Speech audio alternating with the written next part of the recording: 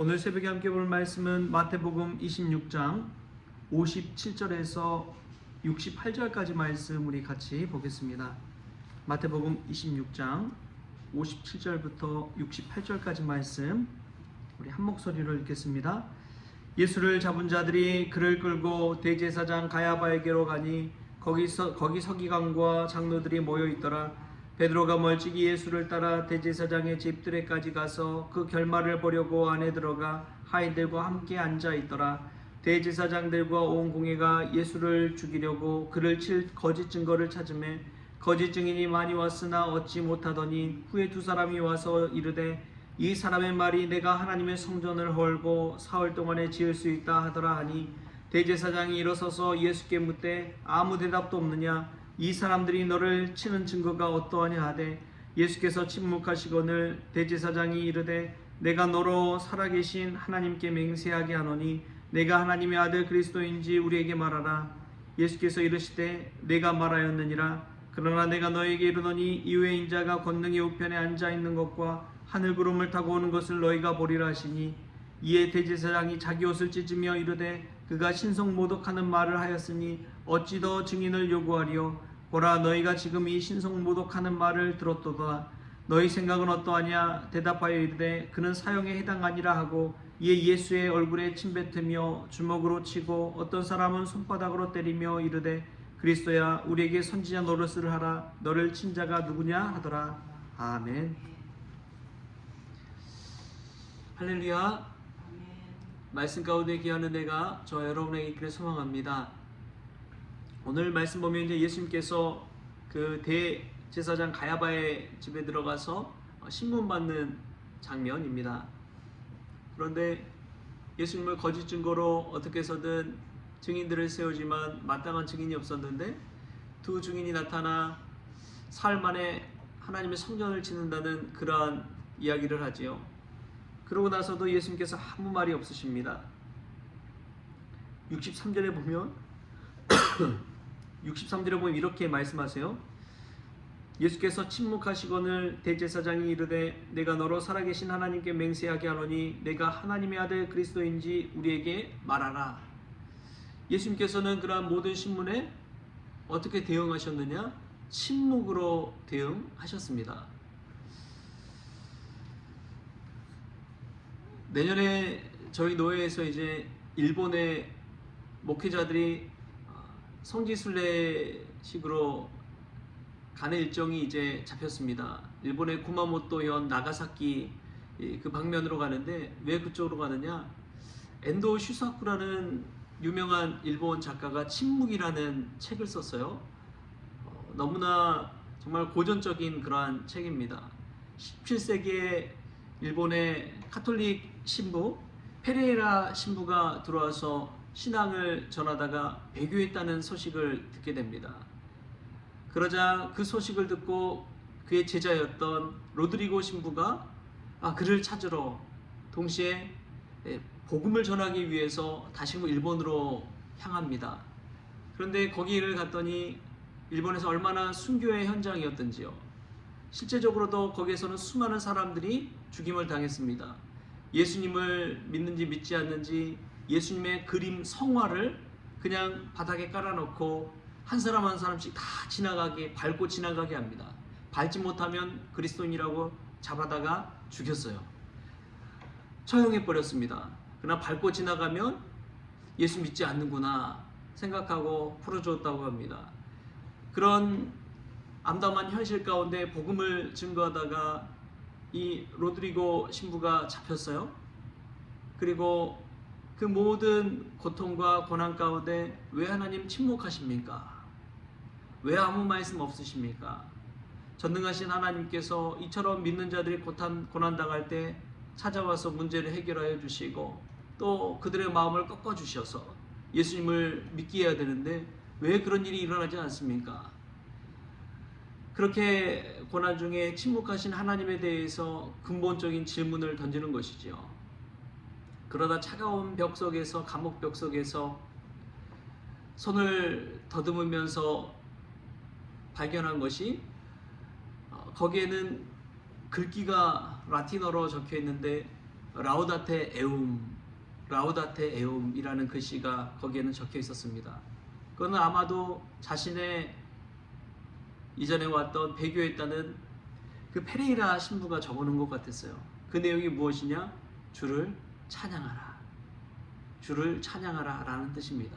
감옥에 갇혀서도 라우다테 에움, 주를 찬양하라고 벽에 기록했던 그 신부가 나중에는 배교하게 되고, 자신도 와서 마음이 흔들리고 인간의 연약함으로 주님 어디 계십니까? 왜 이 고난을 당하고 있는데 침묵하고 계십니까? 그러한 침묵의 고백을 하는 것이지요. 하나님에 대한 근원적인 질문과 이 현실의 어려움과 고통 속에서 몸부림치면서도 라우다테 에움, 주를 찬양하라, 그러한 고백이 그 모든 이 소설의 내용의 중심 주제입니다. 근데 오늘 예수님께서도 대제사장과 서기관과 장로들과 거짓 증인들이 와서 예수님을 신문하는데 예수님께서는 침묵하십니다. 그 침묵을 통해서 예수님의 가장 확실한 증언을 하는 것이지요. 나는 아니다, 예수님 말씀하지도 않으세요. 내가 맞다, 예수님 분명하게 이야기하지 않습니다. 그러한 침묵 속에 하나님에 관한 예수님의 그 고백이 그대로 담겨 있는 것이죠. 여러분, 우리는 어떻습니까? 암담한 현실 속에서, 고난의 현실 속에서 응답하지 않는 그 하나님의 침묵 속에서 여러분은 어떠한 고백으로 나아가고 있습니까? 예수님은 이 의도적인 침묵의 고백을 통해서 예수님이 하나님의 아들 그리스도임을 증거하고 있습니다. 다른 많은 질문보다도 마지막 딱 한마디 하시는 그 말씀, 내가 하나님의 아들 그리스도인지 우리에게 말하라 라고 대제사장이 물었을 때 예수님께서 이렇게 이야기합니다. 내가 말하였느니라. 내 입으로 말한 것이 아니라 당신의 입으로 말했다고 하는 표현을 하는 것이죠. 예수님을 주로 고백한다는 것은 무엇일까요? 내 입술로 나는 주님을 믿습니다, 나는 크리스천입니다 라는 말을 하는 이들도 참 많지요. 그러나 우리 주변에 많은 이들이 나를 보고, 우리를 보고, 야, 예수님 믿는구나, 그런 고백을 듣는 것이 참 고백이 아닐까요? 우리 스스로의 입술로 떠들고 다니기보다, 내가 믿음 있노라고 이야기하기보다 주변의 많은 이들이 말하지 않아도 우리의 침묵 속에서 예수님을 발견할 수 있다면 그것이야말로 진정한 믿음의 증언 아닙니까? 예수님은 이러한 많은 신문 과정에 지나지 않고 조롱과 모욕을 당합니다. 예수님 얼굴에 침뱉음을 당하고, 예수님 얼굴을 주먹으로 치고, 어떤 사람 또 손바닥으로 때리기도 하고, 그러면서 너를 때린 자가 누군지 한번 맞춰봐라, 선지자 노릇해봐라 라고 조롱과 모욕을 당하지요. 그럼에도 불구하고 예수님 끝까지 침묵하십니다. 여러분, 어떤 이 믿음의 싸움에서 이길 수 있는 방법, 가장 큰 웅변은 침묵입니다. 침묵은 금이다 라는 말이 있죠. 수천 마디 말보다도 그 침묵 한마디로 보여주는 그 말이 황금처럼 귀할 때가 있다는 것이지요. 저와 여러분은 어떻습니까? 예수님처럼 조롱과 모욕의 그 고난의 현장에서 어떠한 반응을 하며 믿음으로 살아가고 있습니까?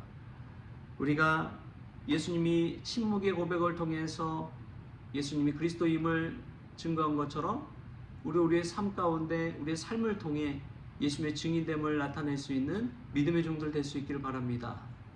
침묵하시는 하나님 바라보면서도 우리가 어떻게 거기에 답할지를 궁극적으로 생각해 보며 오늘 말씀 가운데 답을 얻는 그런 저와 여러분 될 수 있기를 주신 예수님의 이름으로 축원합니다. 기도하겠습니다. 좋으신 하나님 감사합니다. 예수님 당하신 모욕과 조롱과 고난과 거짓 신문과 그 모든 것 속에서 예수님이 침묵의 고백을 통해서 그리스도임을 드러낸 것처럼 자신의 입술보다도 내가 말하였느니라 상대방의 입술의 고백을 통해서 분명한 그리스도임을 증거하신 것처럼 오늘도 침묵하신 하나님 앞에서 우리가 믿음의 증인으로 산다는 것이 무엇인지요? 다시금 예수님 바라보면서 깨닫는 은혜가 있게 하여 주시고 침묵으로 웅장하게 세상을 향해 답변하는 저희들 될 수 있도록 주님께서 주장하여 주옵소서. 또 어느덧 12월입니다. 이 연말 한 해를 돌아보며 하나님 주신 은혜를 기억하며 감사하게 하여 주시고 또 새해 분명한 기대와 비전을 가지고 믿음 안에 나아가는 우리 모든 성도들 되어지게 하여 주옵소서. 감사하며 예수님의 이름으로 기도하옵나이다. 아멘. 우리 주님이 가르치는 기도로 오늘 새벽 기도를 마치겠습니다. 하늘에 계신 우리 아버지여, 이름이 거룩히 여김을 받으시오며 나라가 임하시오며 뜻이 하늘에서 이루어진 것 같이 땅에서 이루어지이다. 오늘 우리에게 일용할 양식을 주시옵고 우리가 우리에게 죄진 자를 사하여 준 것 같이 우리 죄를 사하여 주시옵고 우리를 시험에 들게 하지 마시옵고 다만 악에서 구하시옵소서. 나라와 권세와 영광이 아버지께 영원히 있사옵나이다. 아멘.